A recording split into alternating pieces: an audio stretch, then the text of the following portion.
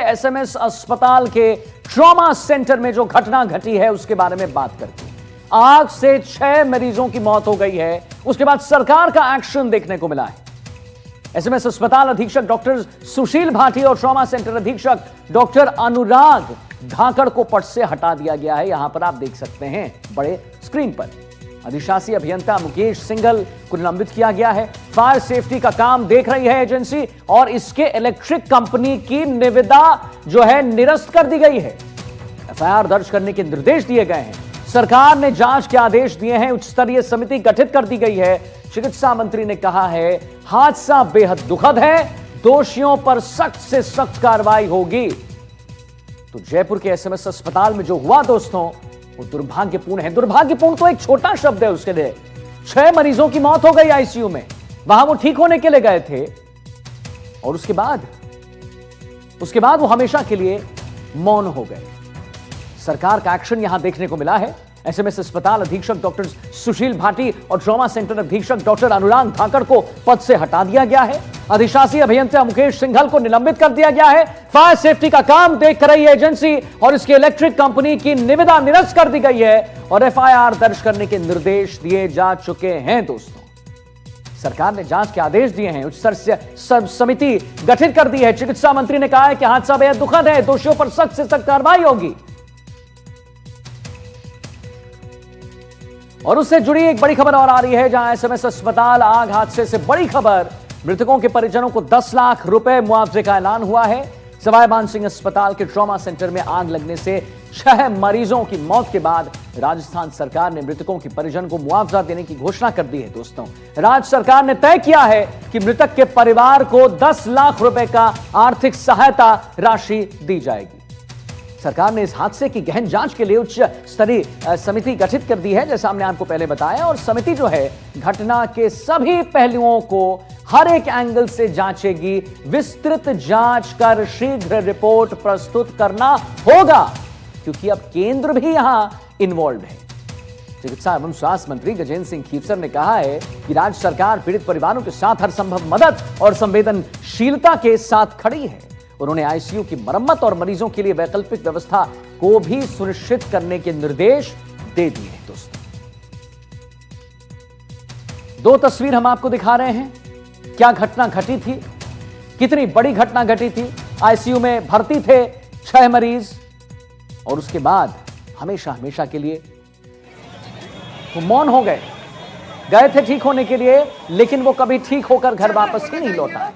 हमने रिपोर्ट भी दिखाया आपको एनडीटीवी राजस्थान पर कुछ देर पहले। आप अगर याद हो आपको 7:30 में या 7 बजे 8 बजे जब हमने आपको बताया कि कैसे यहां पर कितने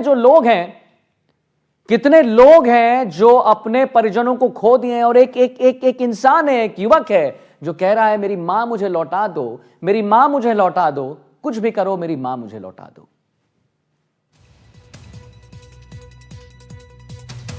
तो धू कर जल रहा है आईसीयू वार्ड।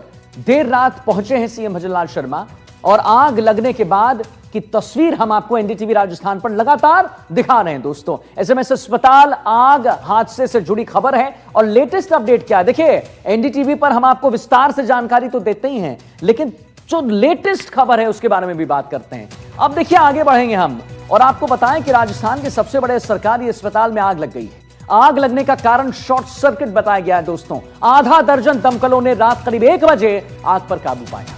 सवाई मानसिंह अस्पताल के आईसीयू में आग लगी और अब तक 6 लोगों की मौत हो चुकी है, जबकि कई लोग जिंदगी और मौत से अब भी जूझ रहे हैं। दिखाते हैं रिपोर्ट। समय रात करीब 11:20। जगह सवाई मानसिंह अस्पताल, जयपुर।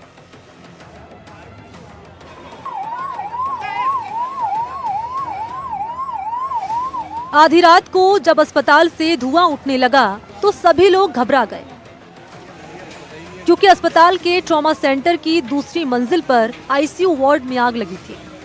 अस्पताल से धुआं उठता देख मरीजों के साथ आए परिजन घबरा गए और अस्पताल परिसर में अफरा तफरी मच गई।